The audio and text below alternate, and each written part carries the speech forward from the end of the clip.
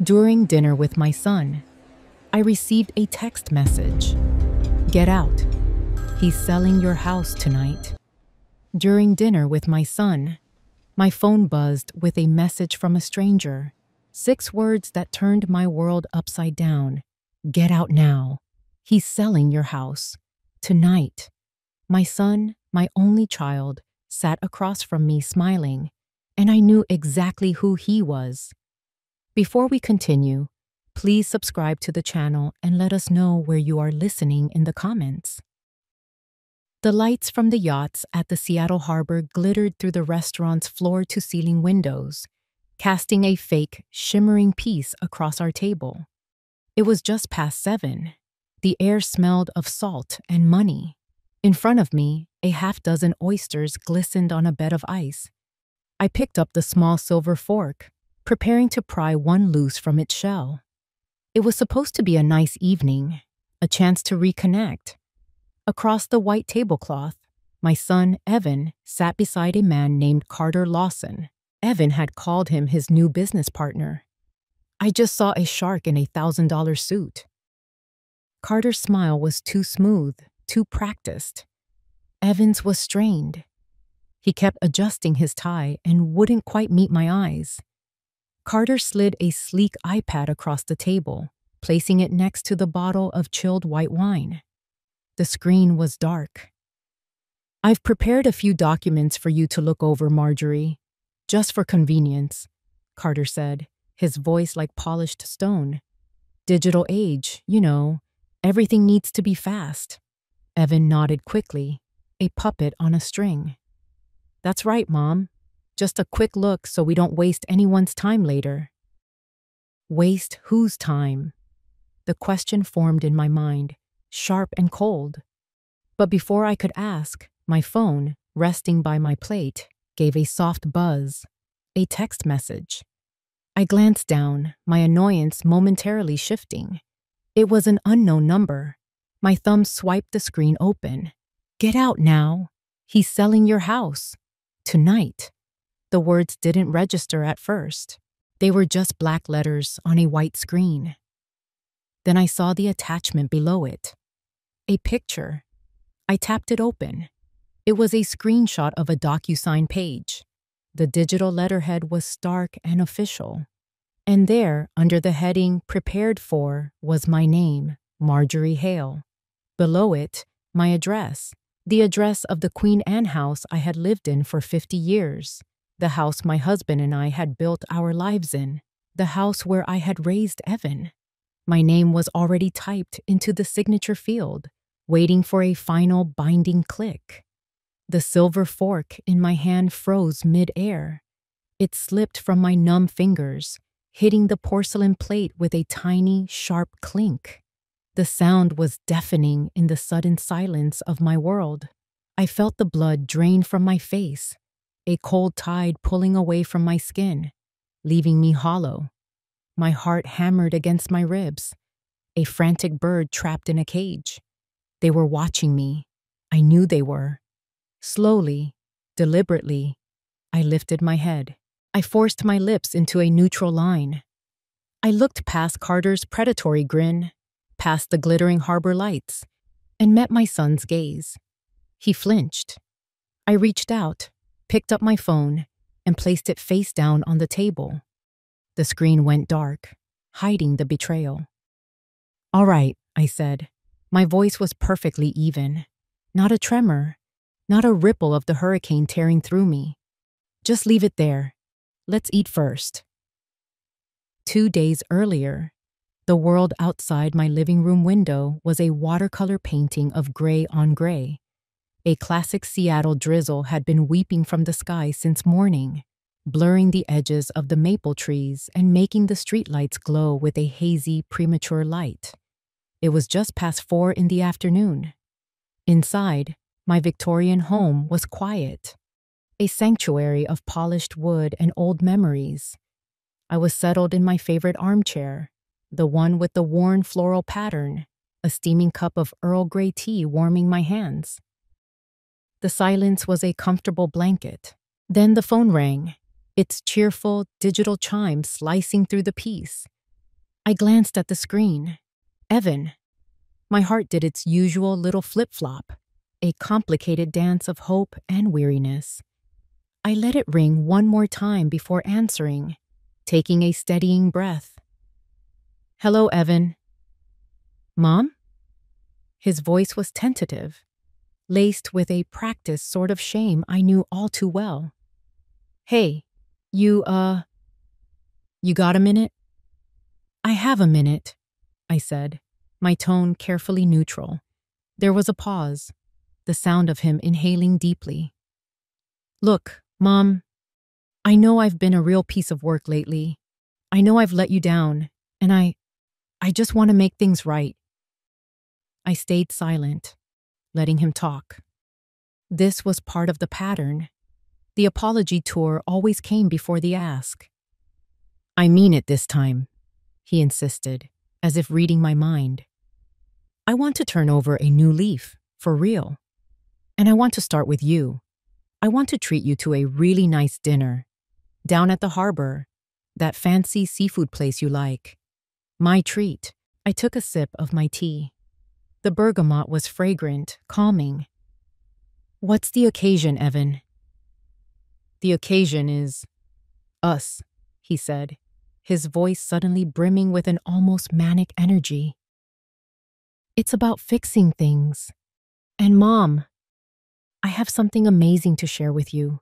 Something incredible. It's a once-in-a-lifetime opportunity. A real game changer that could change everything for both of us. For both of us.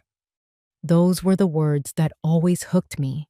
The idea that we were a team. That his success was my success. It was a powerful lure.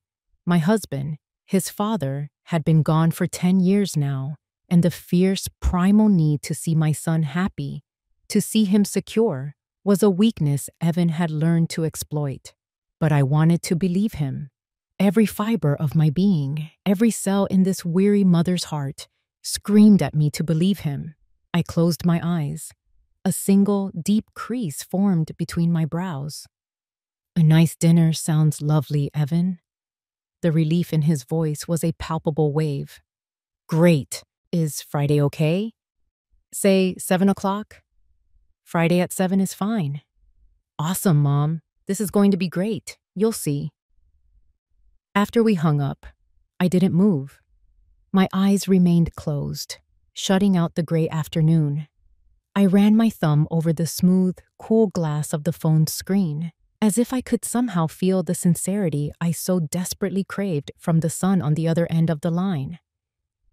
My gaze drifted to the small, silver-plated frame on the end table beside me. It was a picture of me and my husband, Richard, on our wedding day. We were young, impossibly young, standing proudly in front of the house. Our house. Richard's arm was around my waist, and we were both laughing, beaming at a future that felt as solid and real as the foundation beneath our feet. I wanted that feeling back. I wanted to believe this dinner was the first step. The echo of Evan's promises lingered in the quiet room long after the call ended. Hope is a stubborn, treacherous thing. I pushed myself out of the armchair, my joints protesting quietly, and left the half-finished tea on the table. The gray light of the afternoon seemed to have deepened, and the house felt vast and silent around me. I walked from the living room into the main hall, my hand instinctively finding the cool, smooth wood of the cherry banister. The staircase was my daily mountain, but today I took the ascent one step at a time, as if each tread was a page in a history book I was forced to reread. My fingers trailed along the polished wood, a familiar path they had traced thousands of times. Halfway up, I paused. My gaze fell on the first in a gallery of framed memories that lined the wall. It was Evan's college graduation photo. There he was, 22 and beaming, clutching a diploma like a winning lottery ticket. His eyes, so much like his father's, were bright with unfiltered optimism. We had been so proud, so certain he had the world at his feet. A pang of an old familiar ache resonated in my chest. That bright-eyed boy had no idea of the stumbles and bad bets that lay ahead of him, the string of failed ventures and borrowed money that would slowly chip away at that brilliant shine. I moved up another few steps and stopped again. A family camping trip from when Evan was 10. Richard, my Richard, had his arm around me, his flannel shirt a blur of red and black. He was grilling burgers, a plume of smoke rising behind him. Evan stood in the foreground, proudly holding up a tiny fish he'd caught, his 2 front teeth missing. We were happy. It was a simple, uncomplicated happiness that felt a world away now, a snapshot from another lifetime. My hand came to rest on the final, largest frame near the top of the landing. It was from our wedding. Richard looked impossibly handsome, and I was a girl in a white dress, believing our life together would be a fortress. Looking at his face, his kind eyes, the memory came rushing back, not as a gentle wave, but as a sudden, overwhelming tide. It was near the end. He was in our bed, the one we'd shared for nearly 40 years, and the illness had whittled him down to almost nothing. But his voice, though weak, was firm, his grip on my hand surprisingly strong. He had looked around the room, his gaze lingering on the window that overlooked the garden he had so lovingly tended. "Marjorie," he'd whispered, his breath catching. "This house, promise me. This house isn't just bricks and mortar. It's our memories. It's Evan's height marked on the kitchen doorframe. It's the ghost of my bad singing in the shower. It's the scent of your roses in June." He squeezed my hand. "Selling it would be like cutting off our own roots. Don't let anyone ever make you do that." A tear I hadn't realized was forming escaped and traced a cold path down my cheek. I had promised him. It was a sacred vow. My fingers left the frame and brushed against the wall beside it, finding a familiar imperfection in the plaster. A long, jagged scratch, painted over, but still visible if you knew where to look. Evan, age 8, had been trying to ride his new bicycle down the stairs, a harebrained scheme that ended in a crash of tangled limbs and metal. I remembered my initial flash of anger, quickly replaced by overwhelming relief when I saw he was unhurt, just a little stunned. He had looked up at me, his lip trembling, expecting a scolding. Instead, I had just held him. I smiled now, a sad, wistful smile. The house held it all, the triumphs, the heartbreaks, the laughter and the scars.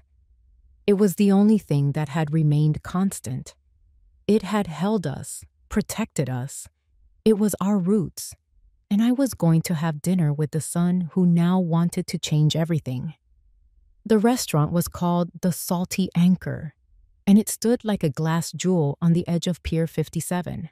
The wind blowing in from Puget Sound was a different kind of cold than the drizzle back home. It carried a sharp metallic tang of salt and diesel fuel. I pulled my jacket tighter around my shoulders, feeling a shiver that had nothing to do with the temperature. The parking lot was a maze of luxury cars, all gleaming under the dim streetlights. A sleek, black sedan pulled into the spot next to us. Carter Lawson stepped out. He was taller than I'd expected, and he moved with a fluid, confident ease. He was already smiling as he walked toward us, a wide, practiced grin that didn't quite reach his eyes. He extended a hand toward me. His grip was too firm, a silent assertion of dominance, and he held on just a second too long. "Marjorie, it's a real pleasure to finally meet you," he said, his voice as smooth as his smile. "Evan has told me so much about you." Evan stood beside him, fidgeting. He looked like a man trying to play a role he hadn't fully memorized. His shoulders were hunched, and his eyes darted from me to Carter and back again, a silent, nervous ping-pong match. Carter released my hand and slapped Evan on the shoulder, a little too hard. I really admire Evan, he said, turning his attention back to me. The guy has a real head for finance, a born risk taker. You'll be proud of him soon, Marjorie. I politely but firmly withdrew my hand. The warmth was gone, replaced by a cold knot of suspicion in my stomach. Hello, Mr. Lawson, I replied, my voice steady. Evan doesn't often talk about his friends. It was a small barb, delivered without malice, but it landed with the desired effect. Evan's face flushed. Carter's smile didn't falter, but something in his eyes shifted. A flicker of annoyance, quickly masked. He had clearly expected a different, more deferential response from me. But it was Evan's eyes that held my attention. As Carter spoke, building him up in my presence, I saw it. A look of complete dependency, a desperate need for approval. Evan wasn't a partner in this venture. He was a subordinate, a tool, a boy looking to his master. Even worse, there was a flash of something that looked a lot like fear. My mother's intuition, a sense that had been dulled by years of false alarms and forgiving too much, suddenly snapped back to life. It was a cold, clear certainty. The alarm bells weren't ringing. They were deafening. Whatever was happening tonight, it wasn't about fixing things. It wasn't about a son wanting to make his mother proud. It was about a desperate man, an opportunity, and a powerful predator. And the predator was watching me. I took a breath and forced a small, polite smile. Shall we go in? It's getting a bit chilly out here. We were seated at a corner table, the city lights a glittering backdrop to the unfolding drama. A young waitress placed a platter of appetizers between us, seared scallops and calamari. The initial pleasantries had evaporated, leaving a tense silence that the cheerful clinking of silverware couldn't quite fill. Evan picked at a scallop, pushing it around his plate. Carter sipped his wine, watching me over the rim of his glass with an unblinking, reptilian gaze. They were laying the groundwork, and I decided to let them. Evan was the one to break the silence, just as I knew he would be. He cleared his throat. You know, Mom, he began, his tone artificially casual. Real estate prices in Queen Anne are just crazy high these days. I was looking online. I heard our house could be worth over $2 million now. Can you believe that? He said it like he was sharing a fun fact, but it was a key turning in a lock. It was the opening line of a well-rehearsed play. Right on cue, Carter leaned forward, placing his wine glass down with a soft click. With the market like this, Marjorie, have you ever considered restructuring your assets? He asked, and his voice smooth as silk. Leveraging that equity? A lot of people in your position are cashing out. Think about it. Moving to a first-class assisted living community. No more worrying about roof repairs, yard work, property taxes. Just 24/7 care and a nice fat nest egg to enjoy. The words were slick with poison. People in your position. He made me sound like a decrepit old woman, a burden who couldn't manage her own affairs. He was painting a picture of a gilded cage, trying to sell me on the idea of abandoning my home for a life of managed decline. The alarm bells in my head were no longer just ringing. They were a clanging, deafening siren. This wasn't a suggestion. It was a sales pitch. I kept my face a mask of polite interest. I picked up a piece of calamari with my fork. I'm quite happy where I am, Mr. Lawson. My roses need me. My simple domestic answer seemed to throw them off for a second. Evan jumped back in, his voice a little too eager. Right, of course, Mom. But it's just about being smart with money, he pressed on. Speaking of which, do you still have the mortgage papers? The deed and all that? I was thinking I could take a look, just to see if there's anything we can optimize. Maybe refinance, get a better rate. Just trying to help you save a little money. There it was. The next step. Get the documents. Get control. He made it sound so innocent, so helpful. The son just trying to look out for his aging mother. But I saw right through it. I saw the puppet. And I saw the puppeteer's hands pulling the strings. As if to punctuate Evan's words, Carter reached into his expensive leather briefcase, which had been resting by his chair. He pulled out a thick, crisp white envelope and slid it across the table toward me. It stopped just short of my water glass. My eyes dropped to it. Embossed in neat gold letters on the front were the words, "Proof of funds, Lawson Capital LLC." It was a power play, a vulgar display meant to overwhelm me, to show me the sheer size of the money on the table and make me feel small, to make the deal feel so real, so immediate, that I would be a fool to refuse. I looked at the envelope, then I looked up, meeting Carter's smug gaze, then Evan's anxious one. I didn't touch it. I simply took a slow, deliberate sip of my ice water, letting the silence stretch. I would not take the bait. My excuse of needing the ladies' room was flimsy, but neither Evan nor Carter questioned it. They were too busy watching the untouched envelope on the table, confident their trap was set. I needed a moment. I needed to breathe in air that wasn't thick with betrayal. The restroom was sterile and cold, a shock of bright white tiles and gleaming chrome after the dim, wood-paneled ambiance of the dining room. I gripped the edge of the marble countertop, my knuckles white. My reflection stared back at me, a pale, 75-year-old woman whose eyes held a storm. The words from the text message were seared into my brain. "He's selling your house. Tonight." The DocuSign screenshot was a brand on my memory. I was staring at my own face, but I didn't recognize the person looking back. Who was she?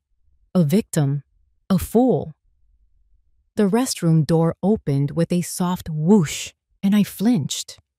It was the young waitress who had served our appetizers, the one with the kind eyes. She was carrying a small stack of folded hand towels. She glanced toward the stalls, saw they were empty, and then her eyes locked on mine in the mirror. Her professional smile vanished, replaced by a look of genuine alarm. She moved quietly to the sink next to mine, pretending to busy herself with the soap dispenser. "Mrs. Hale?" she whispered, her voice trembling slightly. "It's me, Sienna. Sienna Nguyen. I was in your homeroom in middle school, at Queen Anne Middle." The name clicked, and a fuzzy image of a bright girl with pigtails surfaced from the depths of my memory. My mind, however, was too clouded with the present to grasp onto the past. "Sienna," I repeated, my voice a hoarse whisper. "Ma'am, listen to me," she said, her words a frantic rush. "Please, don't sign anything tonight. I'm so sorry. I wasn't trying to snoop, but I accidentally saw the email on that guy's iPad when he left it open. He has an appointment with an online notary scheduled for 9:30 p.m. She took a shaky breath. And I waited on your son last week. He was with a friend, and I heard him bragging. He said he was about to close a huge deal right at the dinner table and finally get his hands on his inheritance." The word inheritance hit me like a physical blow. I wasn't dead. This wasn't an inheritance. It was theft. Sienna's hand shot out and pressed something into mine. It was a paper napkin, folded into a tight little square. "I wrote it down," she whispered. I looked at her, truly looked at her, and saw the fear and conviction warring in her young face. She was taking a huge risk for me, a teacher from over a decade ago. As she turned and fled the restroom, my fingers uncurled. I opened the napkin. Scrawled in blue pen, in rushed, messy handwriting, were the words, "E-Notary, 9:30 p.m. High cancellation fee contract." The initial shock, the icy numbness, it all burned away. In its place, a terrible, painful clarity descended. This wasn't a mistake. It wasn't a misunderstanding. It was a calculated, cold-blooded plan. The high cancellation fee. That was the leverage, the reason for the pressure, the gun to my head. I crushed the napkin in my fist. The paper was a fragile anchor in the hurricane of my emotions. The image of the fool in the mirror was gone. The hurt was still there, a deep, gaping wound in my soul. But something else was crystallizing over it. Something hard and cold and sharp. It was resolve. I smoothed my dress, lifted my chin, and looked at my reflection one last time. The woman staring back was no longer a victim. She was a mother about to protect her home, and she was going to war. The walk back from the restroom felt like a mile. The smooth jazz music that had seemed sophisticated just minutes ago now sounded like a funeral dirge. The low hum of conversation and the clinking of glasses felt distant, like sounds from another world. My world had shrunk to the crushed napkin in my fist and the roaring in my ears. I had to place a hand against the cool wood-paneled wall to steady myself, my breath catching in my throat. And that's when the memory hit me, ambushing me in the hallway. It wasn't a gentle recollection. It was a ghost leaping out of the past, cold and solid. Evan was 20. He stood in this very same hallway. No, not this one. The one at home, but the feeling was identical. He was crying, his face blotchy and swollen. Not the quiet tears of sadness, but the ugly, heaving sobs of utter shame. He couldn't look at me. He just stared at the worn pattern on our Persian rug as he confessed. He'd taken his grandfather's gold pocket watch, my father's watch, the one Richard had promised to pass down to him, and pawned it. He had gambling debts, again. The money was gone, lost on a horse that didn't win or a hand of cards that went south. "Just this once, Mom," he choked out, the words mangled by his sobs. "I promise I'll quit. I swear to God I'll get help. I can get it back. I just need—" He needed money. He always needed money. I remembered the feeling of betrayal then. It had been a sharp, physical pain, like a knife twisting in my gut, but it was diluted by my love for him, by the desperate maternal instinct to fix what was broken. I had taken the money from my savings account, the nest egg Richard and I had carefully built, and I had gone to the pawn shop myself. I remembered the bored look on the clerk's face as he slid the watch, my father's watch, across the counter. It felt cheapened, tarnished, not by time, but by my son's desperation. I had saved him. I had bought back the piece of our family history, and I had believed his promises. I had paid for counseling. I had held him while he cried. I had chosen to believe that it was a one-time, rock-bottom mistake. Fool me once. The memory faded, leaving the bitter taste of truth in its place. The man sitting at that table, smiling his strained smile, was the same boy who had sold his heritage for a quick fix. The only thing that had changed was the scale of the betrayal. He'd graduated from a pocket watch to a $2 million house. My house, my roots. The pain in my chest was immense, a crushing weight. But as I stood there, leaning against the wall of that soulless restaurant, the pain began to change. It began to cool, to harden. It forged itself into something else. The hurt was still there, but it was now encased in ice. The naive hope that had brought me here tonight was dead and buried. I took a deep, shuddering breath, pulling in the stale, conditioned air. I pushed myself off the wall. My spine straightened. My hand, still clutching Sienna's note, relaxed and then tightened into a fist of pure resolve. History was repeating itself, but this time, the ending would be different. I would not be the savior. I would not be the enabler. I would be the one who finally said, "No more." I started walking again, my steps no longer hesitant. They were firm, measured.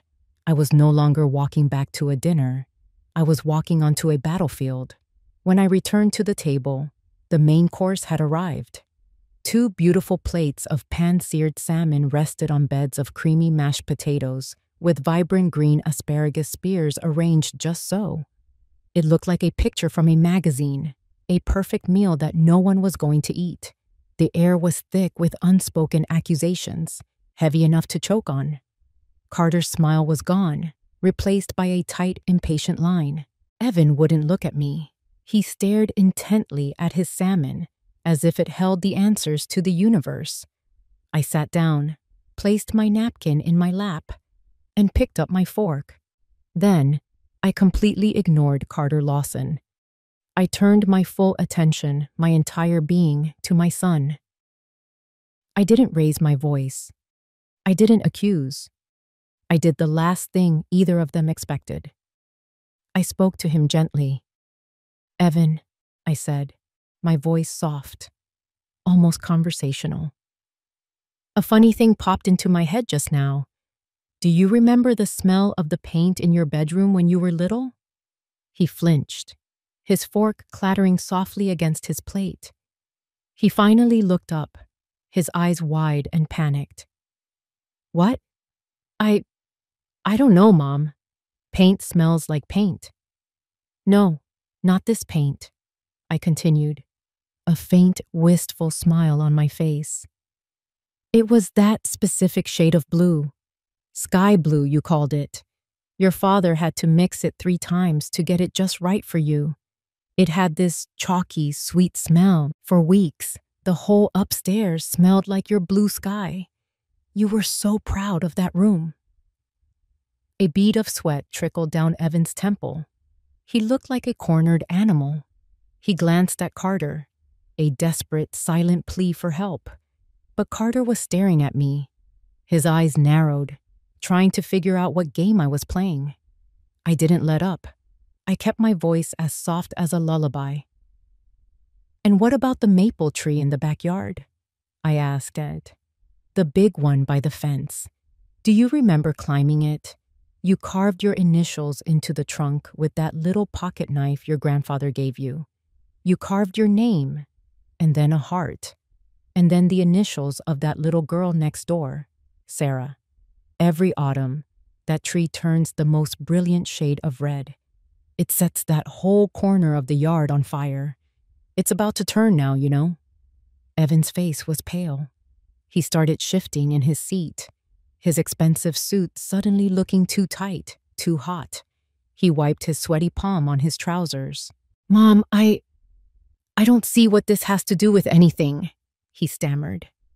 "It has to do with everything, Evan," I said, my voice still quiet, but now with an edge of cold steel beneath the velvet. Out of the corner of my eye, I saw Carter's fingers begin to tap a frantic, silent rhythm on the white tablecloth. Tap, tap, tap. He was losing control of the situation. His timeline was slipping. I wasn't reacting with tears or anger. I wasn't looking at his impressive envelope full of money. I was playing a different game entirely. I was reminding my son that a house isn't an asset. It's a life. It's the smell of paint and the names carved in a tree.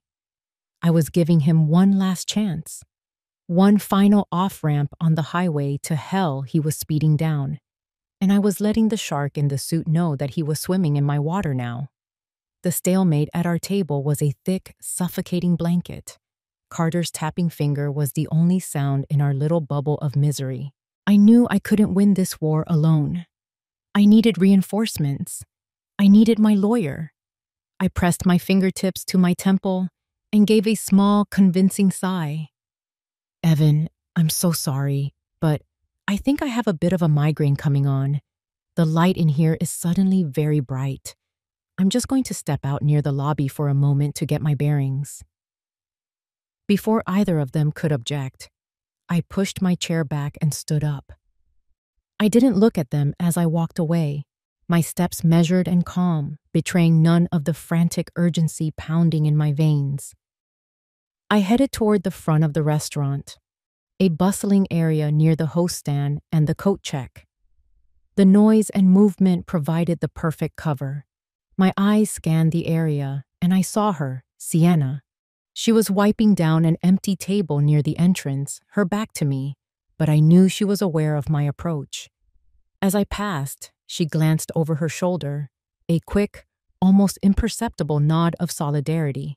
It was a small gesture, but it felt like a soldier's salute. I found a small alcove near the coat check, partially hidden by a large potted fern. My heart was hammering against my ribs, but my hands were surprisingly steady as I pulled out my phone. I didn't need to look up the number. I knew it by heart. I pressed the familiar digits for Naomi Brooks, our family lawyer for over 30 years. She was more than a lawyer. She was a bulldog, a friend. The phone rang once, twice. My stomach twisted into a knot. "Please, Naomi, pick up." Naomi Brooks. Her voice was crisp, professional, even at 8 o'clock on a Friday night. I turned my back to the room, cupping the phone with my hand, my voice a desperate whisper. "Naomi, it's Marjorie Hale. Listen to me." The words tumbled out, a frantic, hushed torrent. "He's tricking me, Naomi. Evan and another guy, a shark named Carter Lawson. They're trying to force me to sell the house.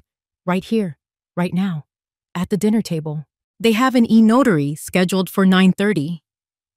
What do I do? God, Naomi, what do I do?" There was a sharp intake of breath on the other end of the line, followed by a silence that lasted only a second but felt like an eternity. When Naomi spoke again, all traces of pleasantry were gone. Her voice was pure, cold steel. "Marjorie, listen to me very carefully. Do not sign anything. Do you hear me? Nothing." "I won't," I whispered. "Good. Now, I'm on my way. I just need to know where you are." "The Salty Anchor on Pier 57. "Got it. I'll be there as fast as I can. Your job now is to stall.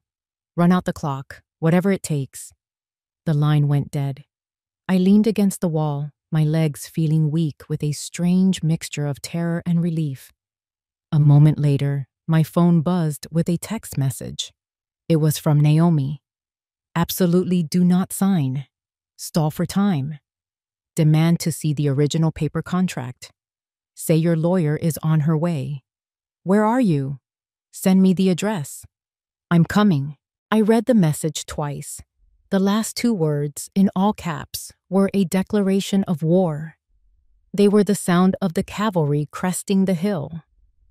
A wave of profound relief washed over me, so powerful it almost brought me to my knees. I wasn't alone in this fight anymore. I took a deep breath, straightened my shoulders, and put the phone back in my purse. The fear was still there, a cold stone in my gut. But now it had a partner. Righteous, burning anger. They had thrown me into the water to drown, but Naomi had just thrown me a lifeline. And I was about to use it to pull their whole rotten ship down with me. I walked back to the table with the steady calm of a storm's eye. Inside, a tempest of anger and adrenaline was raging, but on the surface, I was placid. I sat down, meeting Carter's glare with a cool indifference. The time for games was over. He had clearly reached the same conclusion. His patience had snapped. With a sharp, aggressive movement, he picked up the iPad and slid it across the table. It stopped directly in front of my plate. On the screen, the DocuSign page glowed, my name a silent accusation in the signature box. "Marjorie, we don't have all night," Carter snapped, his voice losing its silken veneer, revealing the raw, ugly impatience beneath. "The clock is ticking. This is an excellent offer, but it's contingent on closing the deal tonight. It expires at midnight." It was the final push, the classic high-pressure sales tactic, the manufactured deadline, the threat of a lost opportunity. A few minutes ago, it might have rattled me. Now, It was just noise. I looked at the glowing screen. I looked at Carter's hard, predatory face. Then I looked at my son, who was staring at the iPad as if it were a bomb about to detonate. Slowly, deliberately, I placed my hands flat on the table. I pushed the iPad back to the center of the table. A clear, unmistakable rejection. "I will not be signing anything on an iPad," I stated, my voice clear and firm, cutting through the tense air. "If you want me to consider this offer, I want to see the original paper contract. Every single page." Carter's jaw tightened. "That's not how we do business. It's inefficient." "It's how I do business," I countered, my gaze unwavering. "And furthermore, you won't have to worry about explaining it to me. My lawyer, Miss Naomi Brooks, is on her way here to review it for me." The name hit the table with the force of a gavel. Carter froze. His mask of command finally cracked, revealing a flicker of pure, undiluted panic. Evan, beside him, looked like he'd been shot. His head snapped up, his eyes wide with terror. But I wasn't finished. I saved the final, most devastating blow for my son. I turned my eyes to him, pinning him in his chair with my gaze. I let the silence stretch for a heartbeat, and then I delivered the killing stroke, my voice dropping to a low, lethal calm. "Sienna already told me about the 9:30 p.m. appointment with the e-notary Evan." That was it. The final pin pulled from the grenade. The color drained from Evan's face, leaving it a pasty, sickly white. He looked like a ghost. His mouth opened and closed, but no sound came out. Just a wet, gasping noise. He started to shake his head, a pathetic, jerky motion. "No, Mom, it's not," he stammered, his words a meaningless jumble. The game was over. The board had been flipped. Carter stared at me, the gears turning furiously behind his eyes as he processed the total implosion of his plan. He had underestimated the old woman. He had assumed I was a relic, easily manipulated and scared. He never imagined I would have allies. He never imagined I would fight back. He looked from my face to Evan's crumbling one and back again. He knew. In that single, devastating moment, the shark knew the trap had snapped shut, not on me, but on him. The silence that followed my revelation was deafening. It stretched for what felt like an eternity, broken only by the distant murmur of the restaurant and the sound of my own quiet, steady breathing. At 8:35 p.m., the game was over, and we all knew it. The untouched plates of salmon and asparagus sat cold between us, a monument to their failed plan. Carter was the first to move. He slowly, deliberately, picked up his half-empty wine glass and drained it. He didn't look at me. His gaze was fixed on Evan, and the cold disdain in his eyes was more chilling than any rage. "Evan," he said, his voice flat and devoid of emotion. "You've wasted my time. A lot of my time. We're done." He didn't need to say more. It was a verbal execution. The deal was off. The business partnership was a phantom. Evan was a liability, and Carter Lawson had no use for liabilities. He stood up, adjusted the cuffs of his expensive suit, and gave the table a last dismissive glance. He walked away without a backward glance, a shark leaving a carcass in the water. Evan, my son, watched him go. He was a portrait of pathetic desperation. He turned to me, his hands now folded in a pleading gesture. "No, Carter, wait. I'll handle it. Please, I'll handle it," he cried out, his voice cracking. Then, his eyes, filled with tears, fell on me. Mom will listen to me. She's just upset. We can still do this. I'll make her see reason." He was still playing the same old tune, the one I had let him play my whole life, the one where he was the hapless victim and I was the one who had to fix everything.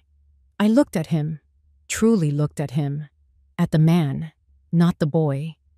And for the first time in a long time, the maternal instinct to protect him was gone, replaced by a deep, weary finality. I took a breath that was a mixture of sorrow and steel. I've listened to you enough, Evan, for your whole life. My voice was not angry. It was simply a statement of fact. Now I have a job to do, and you have a job to do. I reached into my purse, pulled out my wallet, and counted out a stack of $100 bills. My job is to go home and call my lawyer and get my affairs in order, to make sure you can never do anything like this again. I placed the money on the table.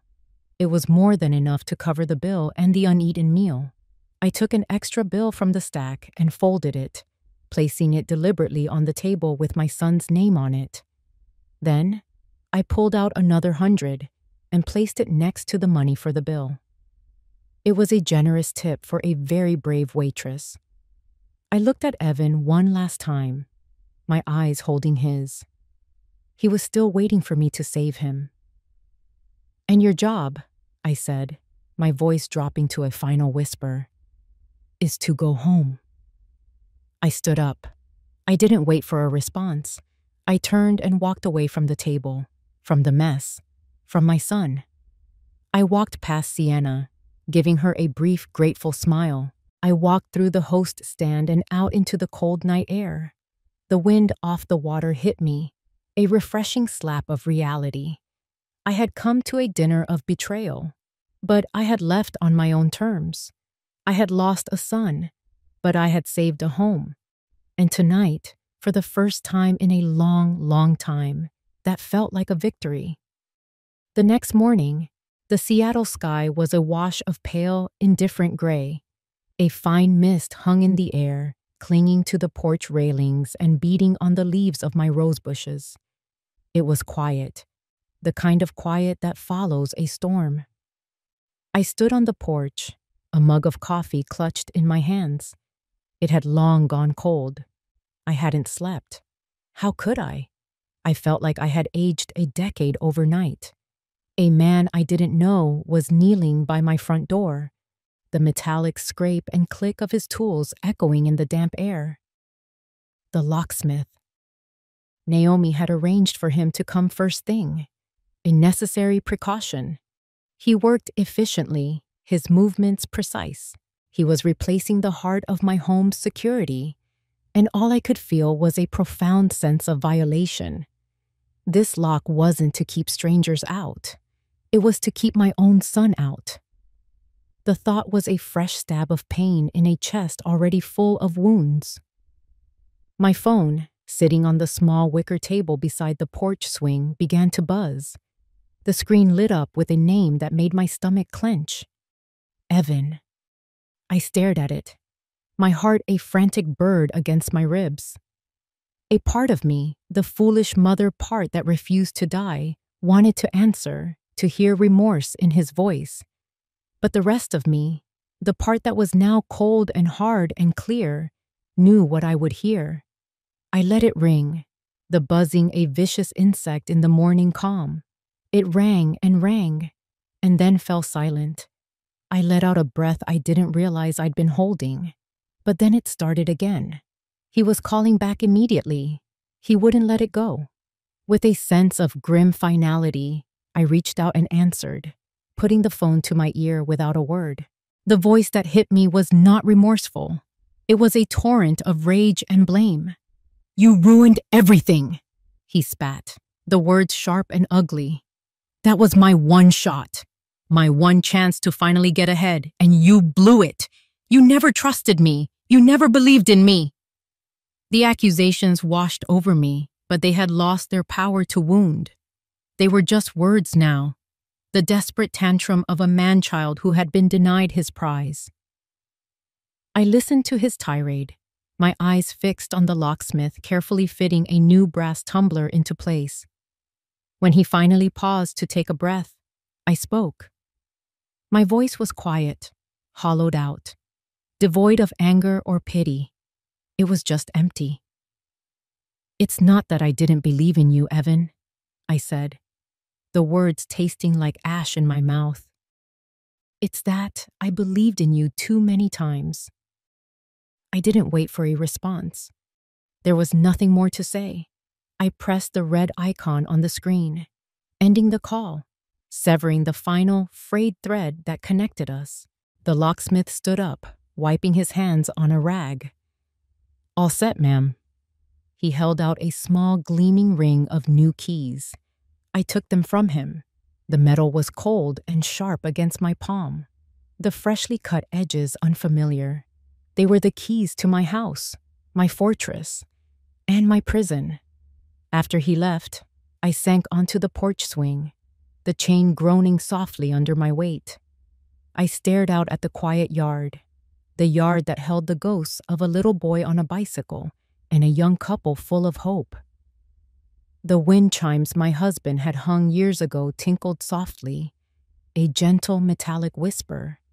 I had saved the house, Richard's house. Our roots were secure, but I knew with a certainty that was a physical ache in my soul that I had lost something far more precious in the wreckage of last night's dinner. My phone screen lit up again on the table. A new text message from Evan. I didn't look at it.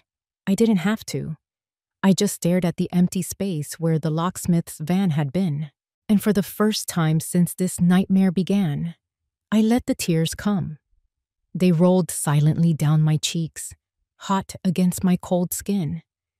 They weren't tears of relief or of victory.